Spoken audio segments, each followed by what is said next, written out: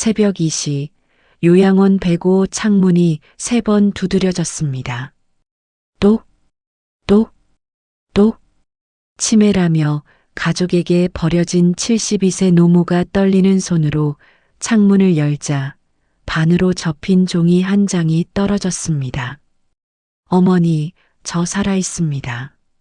10년 전 죽은 줄 알았던 막내 아들이었습니다. 그 밤부터 죽은 줄 알았던 아들의 복수가 시작됩니다.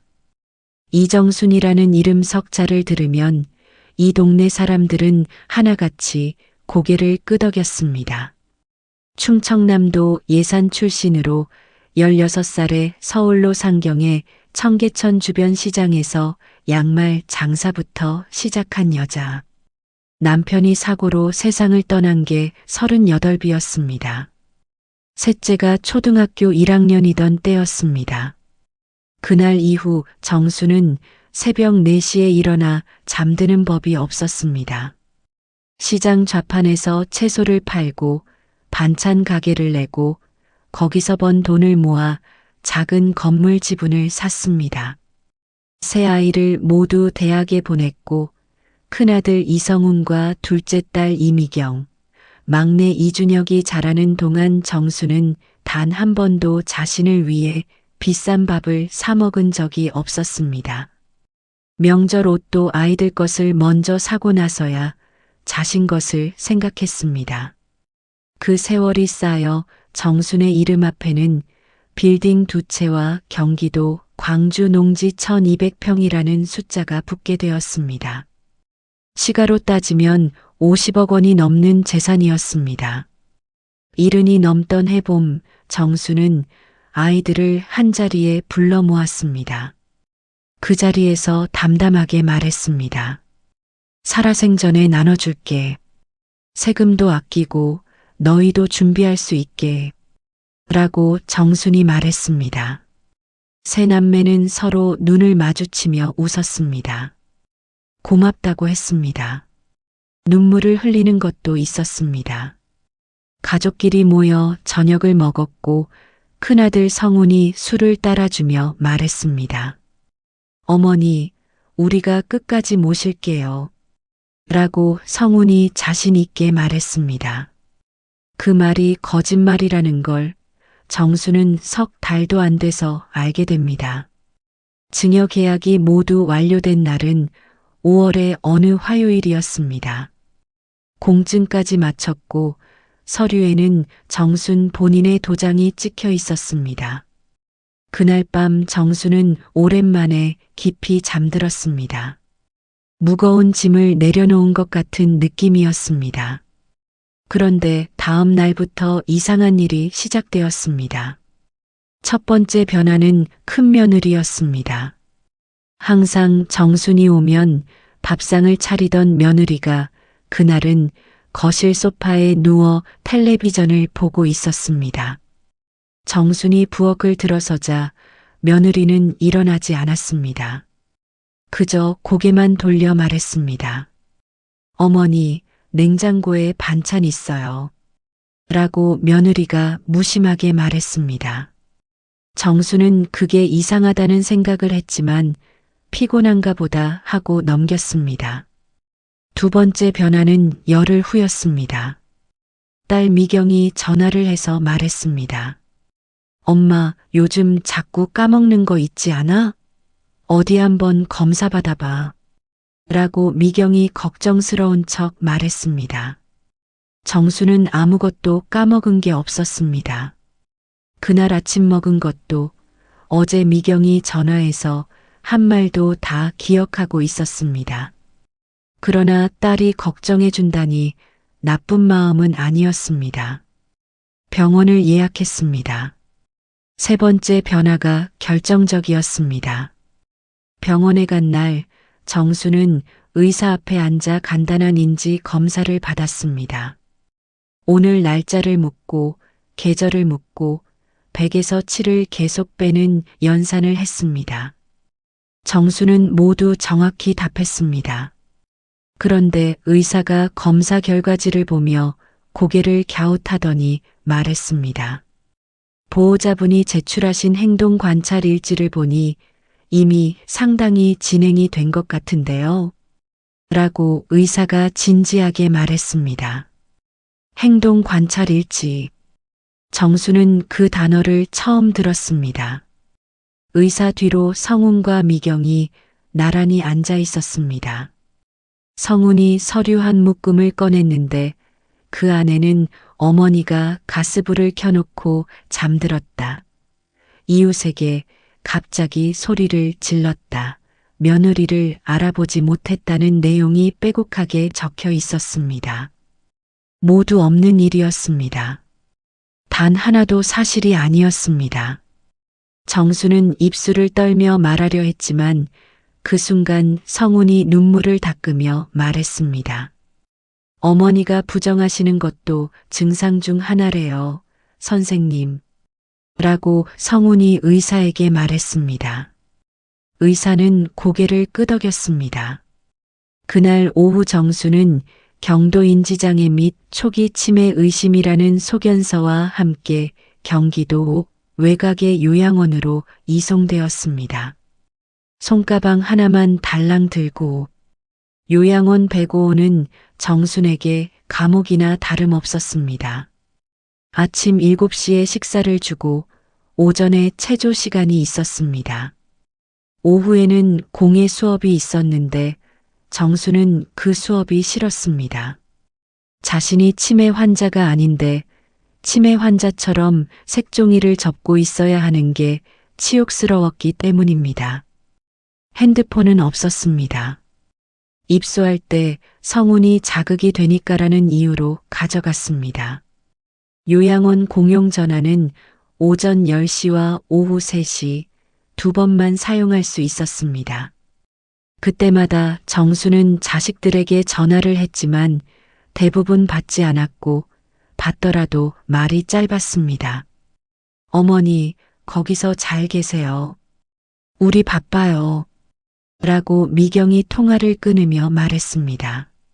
첫 달이 지나고 두 달이 지났습니다.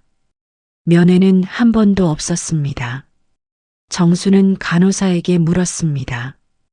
우리 애들이 언제 와요? 라고 정순이 물었습니다. 간호사는 잠깐 멈칫했습니다. 그리고 억지 미소를 지으며 말했습니다. 곧 오실 거예요.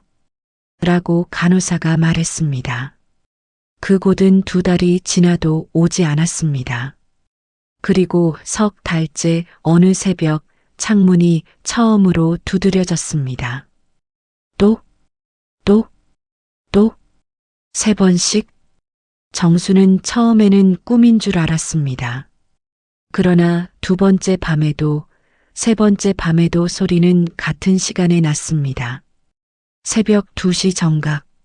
네 번째 밤 정수는 잠을 자지 않았습니다. 불도 켜지 않고 어둠 속에서 앉아 기다렸습니다. 새벽 2시가 되자 창문이 울렸습니다. 정수는 천천히 다가가 창문을 살펴봤습니다. 유리창 아래 틈새에 종이 한 장이 끼워져 있었습니다. 종이를 펼치는 손이 떨렸습니다. 달빛만이 유일한 조명이었습니다. 어머니, 저 살아 있습니다. 아직 때가 아닙니다. 하지만 곧 가겠습니다. 필체가 낯익었습니다. 정수는 수십 년 전 그 필체를 알았습니다.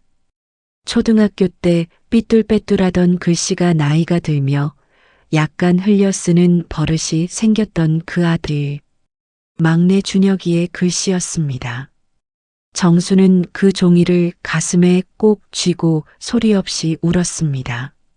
10년 동안 삼킨 눈물이 한꺼번에 쏟아졌습니다. 준혁은 셋 중에 가장 다정했습니다.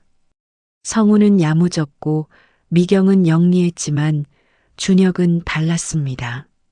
장마철에 어머니 요양원 방에 양말이 젖을까봐 먼저 전화하는 아이, 명절 전날 혼자 시장에 가서 제사 음식 재료를 사다 놓는 아이였습니다. 준혁은 32살에 작은 IT 회사를 차렸습니다. 처음 2년은 힘들었지만 세 번째 해에 특허 기술 하나가 대기업의 눈에 띄었습니다.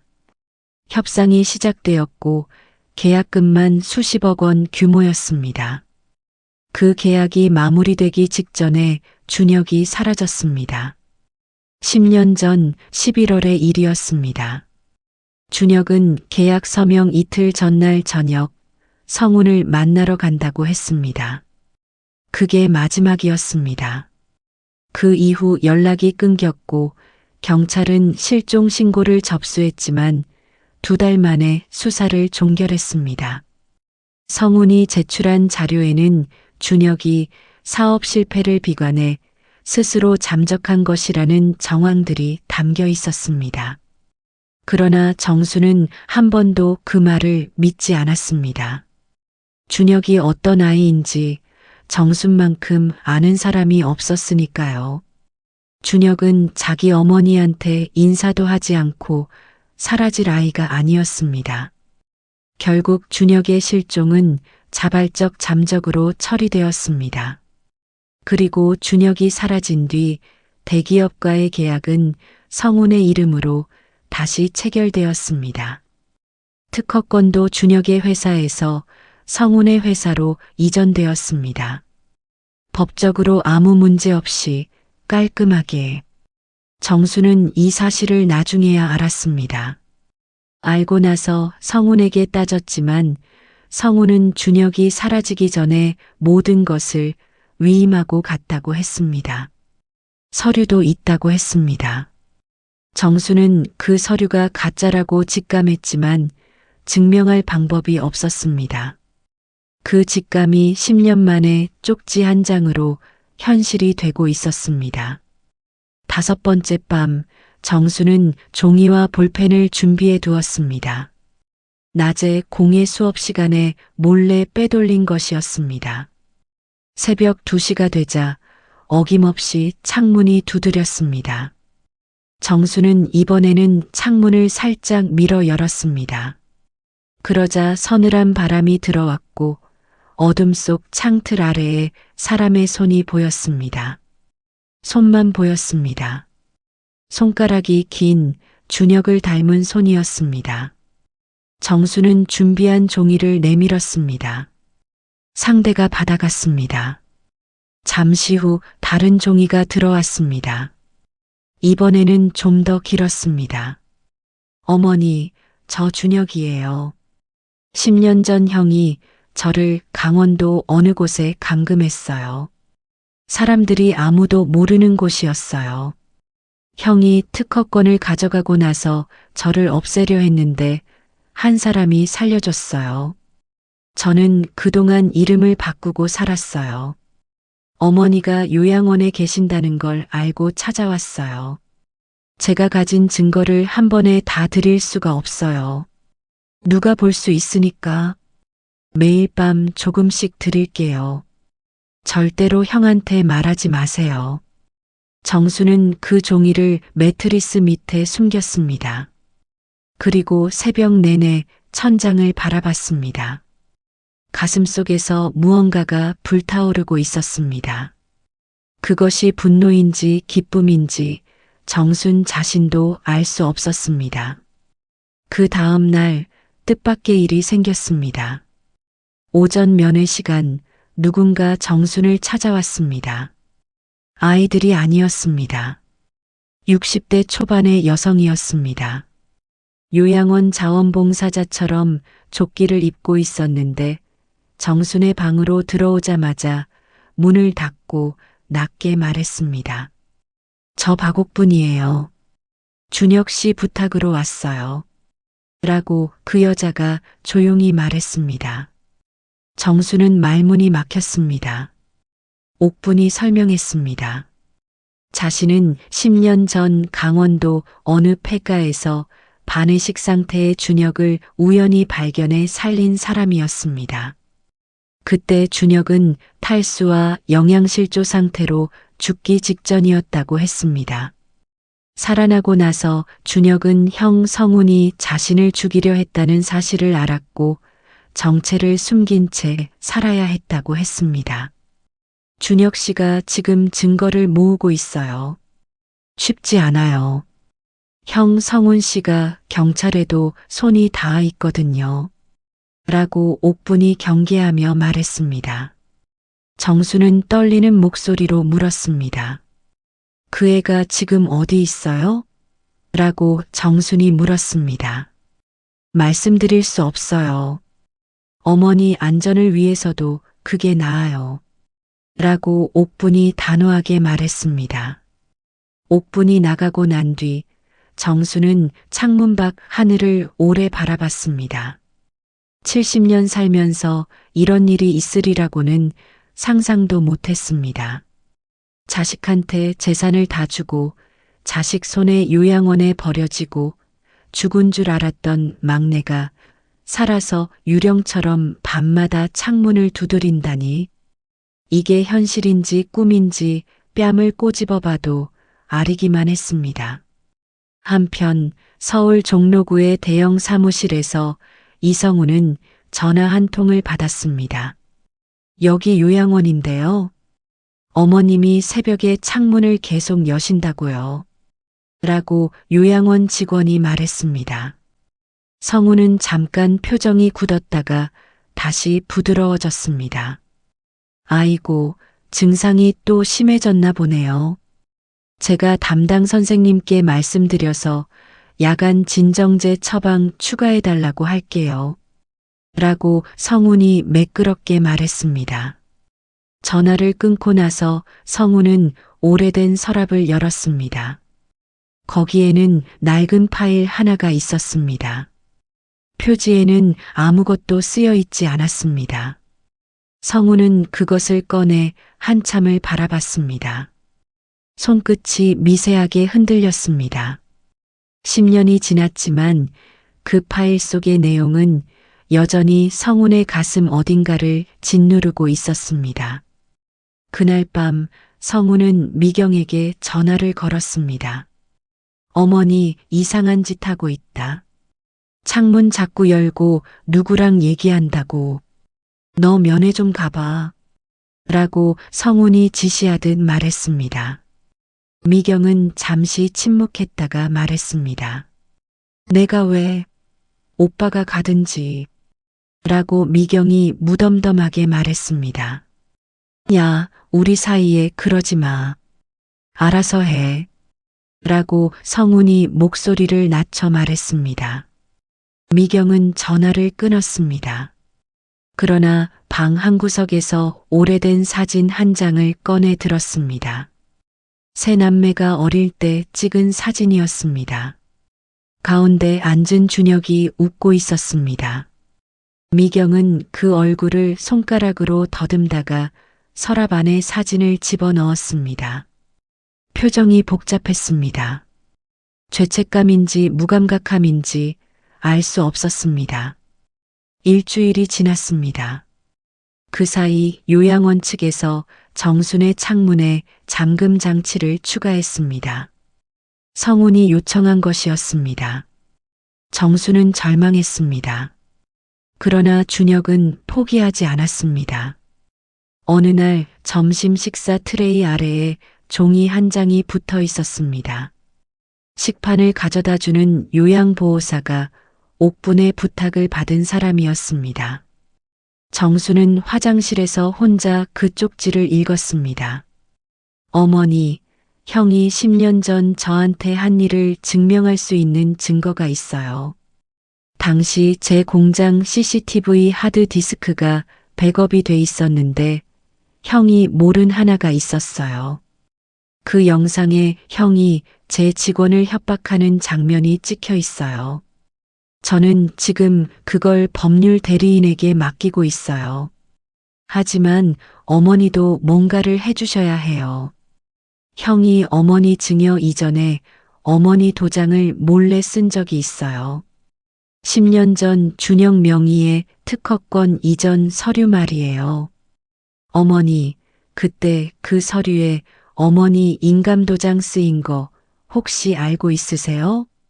정수는 손이 떨렸습니다. 그 서류를 기억했습니다. 당시 성훈이 가져온 서류였습니다. 새벽에 와서 급하다며 도장을 받아갔는데 그때 정수는 내용을 제대로 보지 못했습니다. 그저 아들이니까 믿고 찍었습니다. 그게 바로 특허권 이전 서류의 연대보증인 란이었다는 것을 그 순간에야 정수는 깨달았습니다. 정순의 이름을 이용해서 성우는 준혁의 특허권을 빼앗고 준혁을 잠적시켜버린 것이었습니다. 그 특허권으로 세운 사업이 지금 성운 회사의 핵심이었습니다. 그리고 이 모든 것이 탄로날까봐, 정순이 뭔가를 알아챌까봐, 그래서 치매 판정서를 만들어 요양원에 가둔 것이었습니다. 정수는 변기 위에 앉아 눈을 감았습니다. 분노가 온몸을 타고 올라왔습니다. 그러나 울지 않았습니다. 더 이상 눈물은 없었습니다. 오직 한 가지 생각만 머릿속을 가득 채웠습니다. 이제는 내가 움직여야 한다. 정수는 전략을 짜기 시작했습니다. 요양원 안에 있으면서 할 수 있는 일이 한정적이었지만 정수는 70년 세월 동안 아무 자원도 없이 살아남은 사람이었습니다. 아무것도 없는 것처럼 보여도 반드시 틈이 있다는 것을 알았습니다. 첫 번째로 정수는 공용 전화 시간을 이용했습니다. 자녀들이 아니라 예산 고향에 있는 예전 친구 임복순에게 전화를 걸었습니다. 복순아, 나야. 이정순. 부탁이 있어. 서울 법무사 하나 알아봐 줄 수 있어? 이름 대지 말고 조용한 곳으로. 라고 정순이 낮은 목소리로 말했습니다. 임복순은 물음도 많지 않은 친구였습니다. 3일 만에 이름과 전화번호를 전해줬습니다. 두 번째로 정수는 요양원 자원봉사를 자청했습니다. 체조 보조, 식사 배식 보조를 자원에서 하겠다고 했습니다. 요양원 측은 처음에 의아해했지만 정순이 신체적으로 건강하다는 것을 알고 있었기 때문에 허락했습니다. 이렇게 하면 더 많은 공간을 돌아다닐 수 있었습니다. 세 번째로 정수는 같은 방 복도에 있는 403호 김갑순 할머니와 친해졌습니다. 갑순 할머니는 치매가 조금 있었지만 아들이 스마트폰을 두고 간 상태였습니다. 갑순 할머니는 스마트폰을 어떻게 쓰는지 몰랐지만 정수는 알았습니다. 막내 준혁이 몇 년 전부터 스마트폰 쓰는 법을 가르쳐 줬으니까요. 정수는 갑순 할머니의 허락을 받아 그 스마트폰으로 법무사에게 문자를 보냈습니다. 10년 전 위조된 인감도장 서류와 현재 요양원 강제 입원, 치매 진단서 위조 등을 함께 고발하고 싶습니다. 서류는 확보 중입니다. 연락 주세요. 법무사의 답문자는 이틀 만에 왔습니다. 면회 신청자로 방문하겠습니다. 그 무렵 미경에게도 변화가 생겼습니다. 미경은 어릴 때부터 성운의 그늘 아래 살았습니다. 오빠가 시키는 대로 했고 오빠가 이끄는 대로 따랐습니다. 준혁이 사라졌을 때도 미경은 오빠가 하는 말만 들었습니다. 준혁이 스스로 사라진 거라고, 그 애는 원래 충동적이라고. 미경은 반쯤은 믿고 싶었고 반쯤은 그냥 모른 척하고 싶었습니다. 그런데 어머니가 요양원에 들어간 후부터 밤마다 이상한 꿈을 꿨습니다. 꿈에서 준혁이 나타나 손을 내밀었습니다. 미경이 잡으려 하면 오빠가 가로막았습니다. 매번 같은 꿈이었습니다. 어느 날 미경의 딸이 물었습니다. 엄마, 외할머니 면회 안 가? 나는 보고 싶은데. 라고 딸이 말했습니다. 미경은 대답을 못했습니다. 딸의 눈이 맑아서 차마 거짓말을 할 수가 없었습니다. 그 주 토요일 미경은 혼자 요양원을 찾았습니다. 성훈에게는 말하지 않았습니다. 105 문을 열었을 때 정순이 창가에 앉아 뭔가를 쓰고 있었습니다. 정순은 미경을 보고도 놀라지 않았습니다. 왔냐? 라고 정순이 담담하게 말했습니다. 미경은 눈물이 쏟아질 것 같았습니다. 엄마, 나 잘못했어. 라고 미경이 간신히 말했습니다. 정수는 한동안 말이 없었습니다. 그리고 창밖을 바라보며 말했습니다. 네가 잘못한 건 맞아. 그런데 그것보다 더 큰 잘못을 한 사람이 있어. 나는 그 사람한테 먼저 가야 해. 라고 정순이 침착하게 말했습니다. 미경은 어머니의 눈을 봤습니다. 거기에 치매 환자의 눈은 없었습니다. 70년 세월을 버텨온 사람의 흔들리지 않는 눈이 있었습니다. 엄마, 준혁이 얘기야? 라고 미경이 조용히 물었습니다. 정수는 고개를 돌려 딸을 마주봤습니다. 네가 알고 있었어? 라고 정순이 물었습니다. 미경은 고개를 저었습니다. 그러나 자신이 10년 동안 모른 척했다는 것은 부정하지 않았습니다. 두 사람은 오랫동안 아무 말도 하지 않았습니다. 창밖에서 바람이 불었습니다. 다음 월요일 오전 법무사 강민준이 자원봉사자 신분으로 요양원을 방문했습니다. 노트 하나와 녹음기를 숨기고 왔습니다. 정순과 단둘이 앉은 자리에서 강민준은 모든 이야기를 들었습니다. 그리고 말했습니다. 지금 어머님 말씀하신 것들이 사실이라면 3가지 법적 쟁점이 있습니다. 인감도장 위조, 강제 입원을 위한 진단서 허위 작성, 그리고 특허권 편취로 인한 재산 횡령이에요. 라고 강민준이 차분하게 설명했습니다. 정수는 말했습니다. 서류는 준혁이가 모으고 있어. 그 애가 살아있거든. 내가 확인했어. 라고 정순이 또렷하게 말했습니다. 강민준은 잠시 말을 멈췄습니다. 그리고 조용히 말했습니다. 준혁 씨가 이름을 바꾼 상태라면 지금 본인의 법적 신원 회복도 해야 해요. 2건을 동시에 진행하면 시너지가 나요. 서류가 확보되는 시점을 알려주시면 바로 움직이겠습니다. 라고 강민준이 말했습니다. 정수는 고개를 끄덕였습니다. 그리고 말했습니다. 내 재산 증여를 되돌릴 수 있어요? 라고 정순이 물었습니다. 강민준은 잠시 생각하다가 답했습니다. 사기나 강박에 의한 증여는 취소 소송이 가능합니다. 다만 증명이 필요해요. 어머니가 치매가 아니라는 것, 그리고 그 진단이 조작되었다는 것을요. 라고 강민준이 말했습니다. 정수는 웃었습니다. 오랫동안 웃지 않았던 얼굴에 그 웃음이 어색하게 어울렸습니다. 그건 내가 증명할 수 있어. 나 치매 아니거든. 라고 정순이 담담하게 말했습니다. 그로부터 2주일 후 준혁이 정식 신분으로 강민준 법률사무소에 나타났습니다. 10년 만에 정순의 아들이 법정 앞에 설 수 있는 사람이 된 것이었습니다. 준혁은 그 사이 이름을 이준환으로 바꾸고 살았습니다.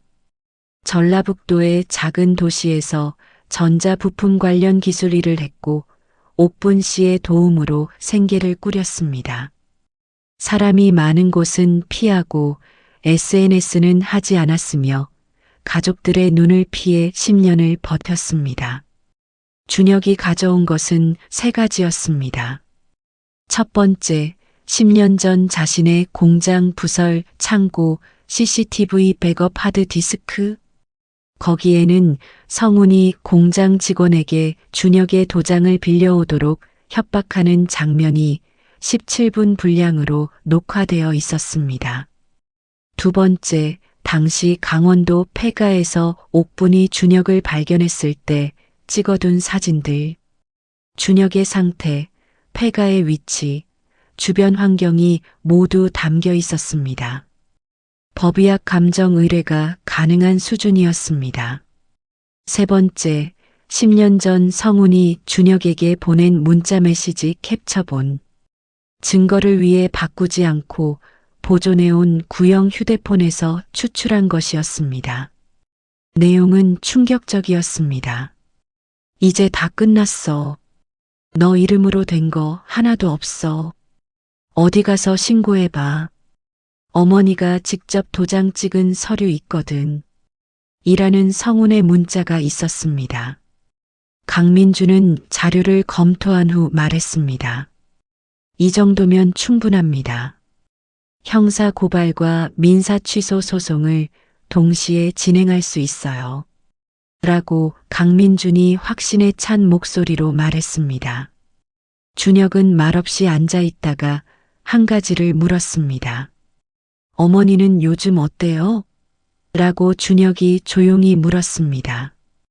강민주는 잠시 뜸을 들이다 말했습니다. 힘내고 계세요.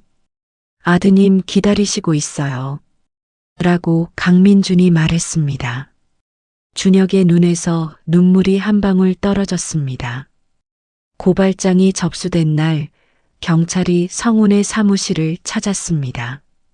성훈은 처음에는 여유로웠습니다. 회사 고문 변호사에게 전화를 걸며 어머니 착오라고 설명했습니다. 그러나 수사관이 CCTV 하드디스크 영상을 꺼내 놓는 순간 성훈의 얼굴이 하얗게 변했습니다. 17분짜리 영상 속에는 성훈 자신이 있었습니다. 목소리도 얼굴도 날짜 타임스탬프도 모두 선명했습니다. 10년이 지났지만 디지털 파일은 거짓말을 하지 않았습니다. 그날 저녁 성훈은 구치소로 향했습니다. 소식은 빠르게 퍼졌습니다. 이 씨 가문 큰아들이 동생을 감금하고 재산을 빼앗은 혐의로 구속되었다는 뉴스가 지역 매체에 실렸습니다. 요양원에서 정순이 그 소식을 들은 것은 갑순 할머니의 스마트폰 뉴스 앱을 통해서였습니다. 정수는 혼자 창가에 앉아 오래 있었습니다.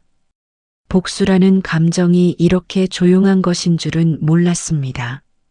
드라마에서처럼 소리를 지르거나 웃고 싶지 않았습니다. 그냥 눈이 뜨겁고 가슴이 먹먹했습니다. 70년을 살아낸 사람의 눈물은 소리가 없었습니다. 고발장 접수 열흘 후 정수는 법원 결정으로 요양원에서 퇴소 허가를 받았습니다.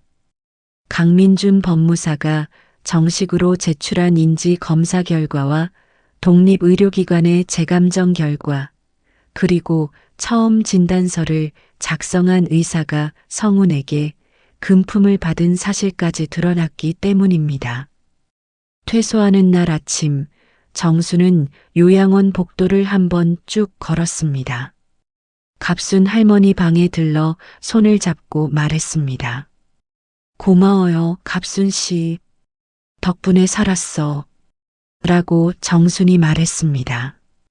갑순 할머니는 무슨 말인지 잘 몰랐지만 방긋 웃었습니다. 요양원 정문을 나섰을 때 주차장에 낯선 차 한 대가 서 있었습니다. 차 문이 열리고 한 남자가 걸어 나왔습니다. 42살 세월의 흔적이 얼굴에 새겨진 남자. 그러나 그 눈빛만은 정순이 기억하는 22살 준혁의 눈빛 그대로였습니다. 어머니, 라고 준혁이 말했습니다. 목소리가 떨렸습니다. 정수는 그 자리에서 걸음을 멈췄습니다. 10년이었습니다. 3650일이었습니다. 그 세월이 한순간에 무너지는 것 같았습니다. 이 못난 개, 라고 정순이 중얼거렸습니다. 그리고 정수는 걸음을 옮겨 준혁에게 다가갔습니다. 준혁도 걸었습니다. 두 사람은 주차장 한가운데서 만났습니다. 정순이 준혁의 얼굴을 양손으로 감쌌습니다. 준혁의 눈에서 눈물이 쏟아졌습니다. 살아있어서 고마워. 이 엄마가 더 일찍 알아챘어야 했는데. 라고 정순이 말했습니다. 준혁은 아무 말도 하지 못하고 고개를 끄덕였습니다. 봄날 아침 햇살이 두 사람의 등에 내려앉았습니다. 재판은 1년이 넘게 이어졌습니다. 성우는 특허권 편취, 감금 방조, 진단서, 허위 작성 공모 등 5개의 혐의로 기소되었습니다. 재판 내내 성우는 전부 오해라고 주장했지만 17분짜리 CCTV 영상 앞에서 그 주장은 설득력을 잃었습니다. 1심에서 징역 7년을 선고받았습니다. 진단서를 작성한 의사는 자격정지 3년과 벌금형을 받았습니다. 증여된 재산은 사기에 의한 증여 취소 소송을 통해 일부가 정순에게 돌아왔습니다. 모두는 아니었습니다. 이미 팔린 것도 있었고 법적 절차가 남은 것도 있었습니다. 그러나 정순은 욕심내지 않았습니다. 다 필요 없어. 살 만큼 있으면 돼. 라고 정순이 말했습니다. 준혁의 특허권도 부분적으로 회복되었습니다. 성운이 이 특허를 기반으로 번 수익의 일부가 준혁에게 배상 판결이 났습니다. 금액으로는 수십억 원이었습니다. 준혁은 그 돈으로 어머니와 함께 살 집을 먼저 샀습니다. 미경은 어떻게 되었을까요? 미경은 성운의 공모 혐의에 직접적으로는 연루되지 않았습니다. 그러나 재판이 끝난 후 정순을 찾아와 무릎을 꿇었습니다. 아무 말도 하지 않았습니다. 그냥 무릎을 꿇고 있었습니다. 정순은 오랫동안 미경을 바라보다가 말했습니다. 일어나라. 그래도 네가 와서 나한테 잘못했다고 했잖니. 그날 내가 그걸 잊지 않았어. 라고 정순이 말했습니다. 미경은 어머니의 손을 잡고 엉엉 울었습니다. 10년을 모른 척했던 죄가, 어머니를 요양원에 두고도 전화 한 통 못했던 죄가 그제야 쏟아졌습니다. 경기도 광주 외곽, 준혁이 마련한 작은 집은 남양이었습니다. 마당이 좁지만 햇살이 잘 들었고 툇마루가 있었습니다. 정수는 아침마다 그 툇마루에 앉아 커피를 마셨습니다. 요양원에서 나온 뒤로 달라진 것이 하나 있었습니다.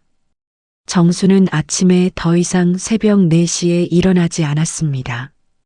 7시에 일어났습니다. 50년 만에 처음으로 잠을 실컷 자는 날들이 시작된 것이었습니다. 어느 일요일 아침 준혁이 툇마루에 앉은 어머니 옆에 나란히 앉아 말했습니다. 어머니, 10년 동안 많이 힘드셨죠? 라고 준혁이 물었습니다. 정수는 하늘을 바라보며 잠시 생각하다가 말했습니다. 힘들긴 했지. 근데 있잖아. 네가 살아있다는 거 알고 나서 무서운 게 하나도 없어지더라. 사람이 살면서 가장 무서운 건 죽음이잖아. 근데 너 죽은 줄 알았을 때 그 무서움을 다 겪었거든. 그 다음엔 뭐가 와도 겁이 안 나.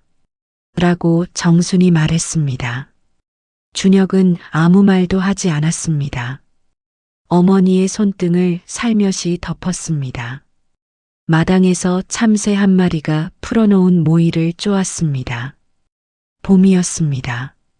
늦은 봄이었지만 마당의 꽃은 지지 않았습니다. 오늘의 이야기는 여기까지입니다. 감사합니다.